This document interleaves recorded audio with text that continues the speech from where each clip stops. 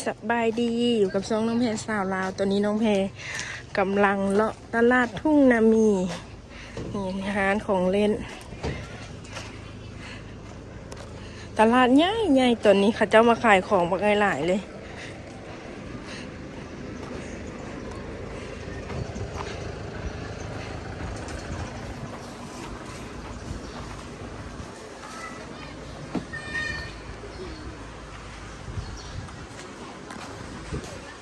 อูน่าพักไล่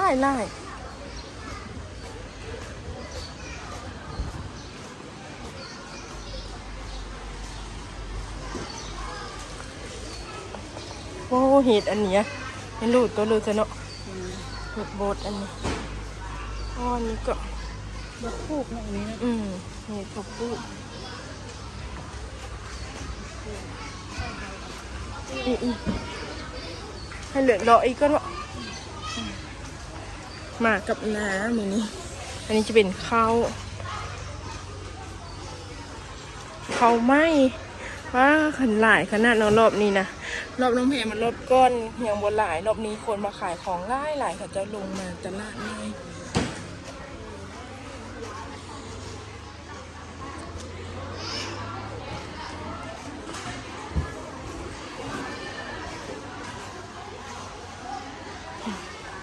พักกันหลาย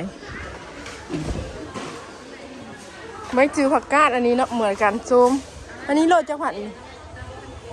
โลสาวพันผักกาด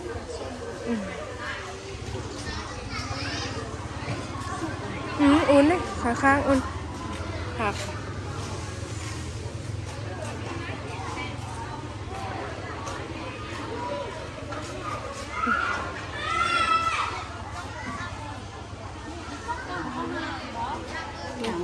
อันนี้เข้าห้างค่ะเจ้าหอง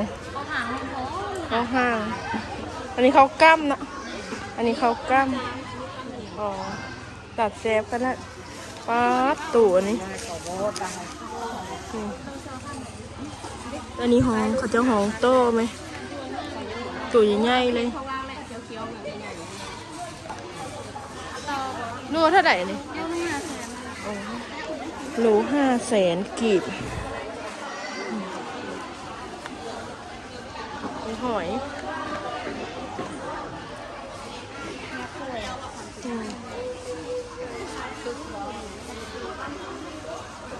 จักพันอันนี้ไม่ใช่เลยบอกแบบนี้ผักงี้ข่วย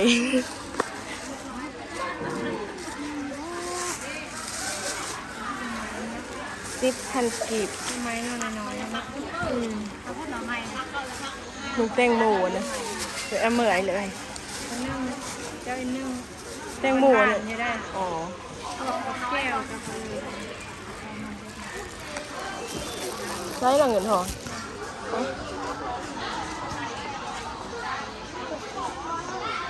อันนี้ผักกูดอันนี้ห้องผักกูด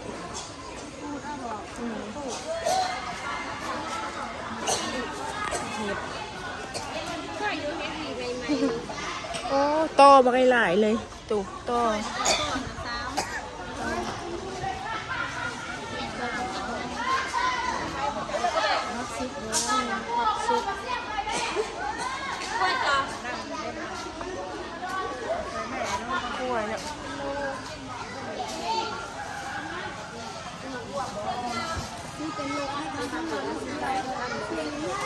โนดเหมือนหัวบวกเนาะมีมักเพชรอันนี้จะเป็นตลาดทุ่งนามีนี่พระเจ้าที่ขายของตลาดป๊าดมักอินไม้อันนี้นะทางพุ้นจะเป็นพวกยาดีพญาเนาะเขาเจ้ามาขายแล้วก็ทางพุ้นจะเป็นพวกขายเสื้อผ้าทางนี้จะเป็นของหนูผักกูดนี่เลยป่ามีพึ่ง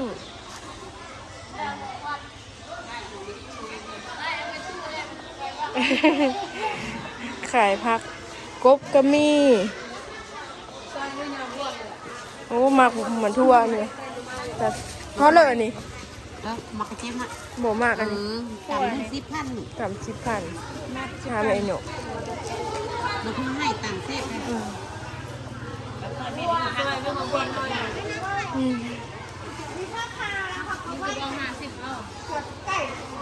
มะกล้วย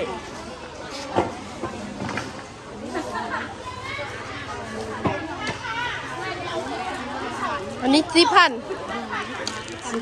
แต่ละ10,000นะดูรวมเซฟก็รวมหลายอย่าง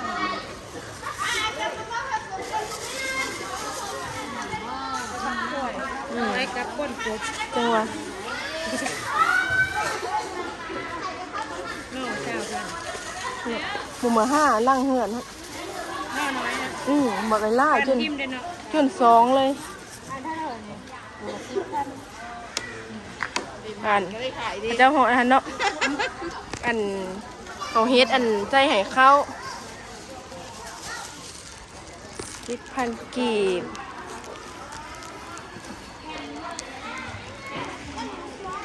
คนกับสะอ่อนเข้าไหม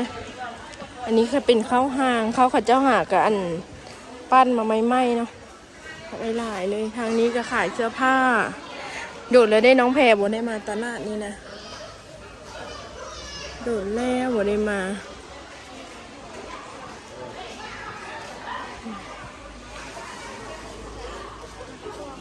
คือว่าอ๋อขิงบักหลายๆเลย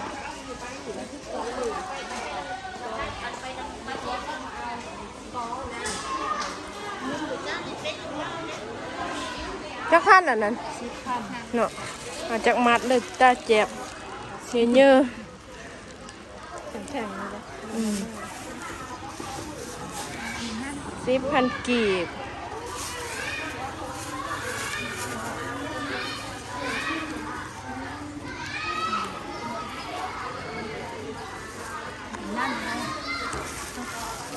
10,000 กีบอันนี้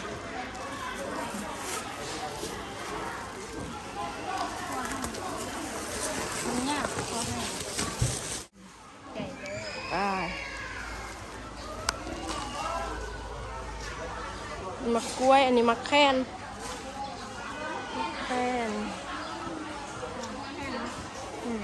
อยู่ตลาดบ้านเฮาก็ได้มื้อนี้ปันป่าอ๋อมักแตงมักแตงมะกล้วยผักกาดมื้อเช้านี่ก็ซื้อแล้วพวกมังนาวนะมาเล่นพวกผักเต็มตู้น่ะอันนี้เฮามันเลาะซื้อผักมาซุป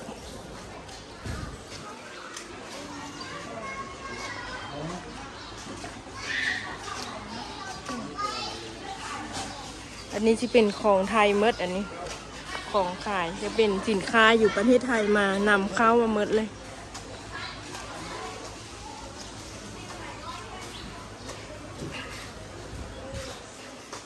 หนังก็มี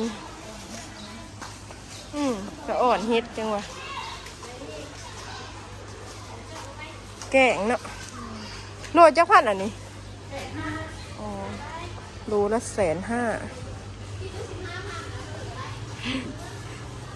ซื้อเฮ็ดนางโลมเลยไปเดี๋ยวเขาสิออกแล้วบัดนี้นี่ตลาดใหญ่ๆเลยตอนนี้นะคนบักหลายมาขายตลาดทุ่งนามีคือตลาดใหญ่ตลาดของกินป้ามีครบหมดนี่เขาได้หญ้าผักคูไว้แล้วก็ซุปไปพักไปซุปแล้วก็อันนี้นอโอ้ยอย่างนาได้นอนี่ได้มาทั่วมื้อเช้านี้ก็มาซื้อหอยละเดี๋ยวเขาก็จะได้เดินทางกลับบ้านทางพี่ที่ขายของเล่น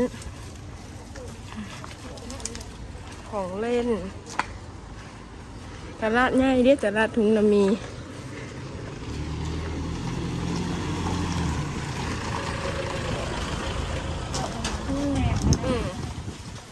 เกือบสุด